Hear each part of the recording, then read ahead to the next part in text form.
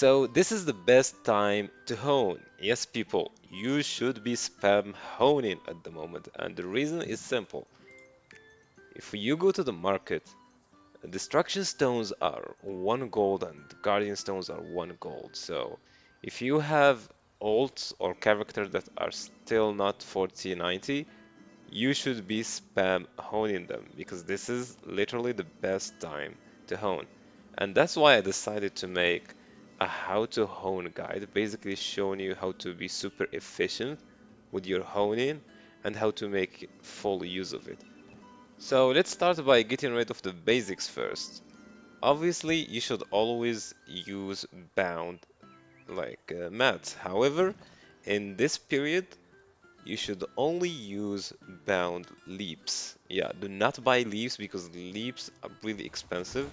However, you shouldn't care about guardian stones or destruction stones simply because they are almost like 1 gold each. So you don't need to basically wait to get bound mats for these ones. Like just buy them if you don't have them. Only hone with bound leaps only. And if I come to the honing NPC here, one of the first thing I want to mention is how to make use of leaves and fused leaves. And for fused leaves, make sure to use them on a specific gear and make that gear for fused leaves only. To explain that simply, for example, let's say in my case, I have this designed for fused leaves only, which means I would use all my fused leaves on this piece only because fused leaves they don't give you artisan energy. So I can actually attempt a try for you guys here. So as you can see, it failed. But if I go here, it doesn't give me any artisan energy. So do not use fused leaves on a piece with a lot of artisan energy because it doesn't increase your artisan energy and you're better off trying your luck with a piece that doesn't have artisan energy. So for example, this, I would attempt to hone this for example. Oh, it actually went off. Wait. Oh boy, I did not want it to go. That's funny. I just one tapped. Okay. Hopefully this doesn't one tap. Okay, nice. So this failed. As you can see, if I have this at a high artisan energy, I would want to use the bound leaps on this piece and just keep pushing this. So even if it pities, it's fine.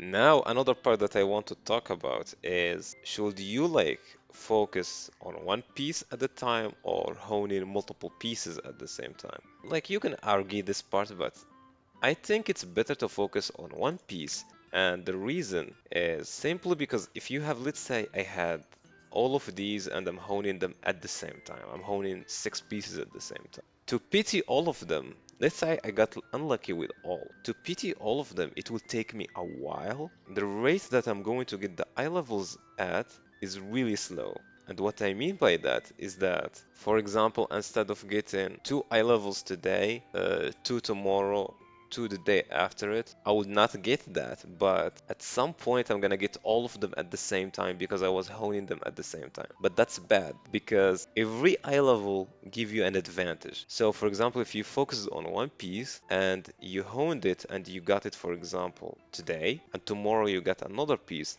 every day you're getting like it's like kind of a level up. You're getting extra stats and stuff. But if you were honing multiple pieces at the same time, and especially if you're giving them the same number of hones, you're going to get all at the same time. And now let's talk about books. Honestly, this part, I want to give you like a fixed advice, but this depends on your situation. I'm not gonna screw you up, so I'm gonna explain to you the philosophy behind it and apply it depending on your situation. How to be efficient with books has multiple factors. First, how many books do you have and the number of characters you need them on. So let's say you have a lot of characters that need honing, but you don't have enough books to supply to all of them. So you need to be cheap with your books, basically. What you will do is for every piece, for example, let's say you wanted to give your striker 5 books, you wanted to give your sorceress 5 books, you wanted to give your, I don't know, scrapper another 5 books, you want to divide them between your alts. Do not use them from the start when honing. And that's simple because you don't have enough to use from the start. So for them to be really efficient, do first row tries and try to get to max the row tries first. Because if you didn't know, I'm going to do one try here. Notice this. This is 6%, right? So if I do, if it when it fails, here it fails. I will get 50% in the next hone. But this does not keep increasing forever. It will stop at some point at 10%. So when it stops at 10%, use the book. Because if you use it here at the start, you're gonna hone at 16.50%. But if you use it like toward like the middle when it's at 10%, it's going to be 20%. So if you have a shortage of books, if you don't have a lot of books, this is the most efficient way for them. However, if you have a load of books and you only have one character to use them on, for example, and you know that if you don't use them and you end up one tapping for that character, these books are gonna remain useless forever since, let's say, all your alts are past that point of using books. Then you can use them from the start. So this is what I meant by this depends on your situation. So use them smartly depending on your situation. And the last point I'm going to talk about is when to use the rate ups, or it's basically these, the solar grace, the solar blessing, and stuff like that. Try to exclusively use these on weapon only. Try to never use them on armor. Why? Because the cost of honing on armor is way cheaper. So look at this. This is plus 17, like a normal armor piece. It's going to use 16 leaps and 12 Oriha material. This is a 16 piece of weapon, but it's using way more mats. So try to always use these mats exclusively on weapon. But there is an exception as well.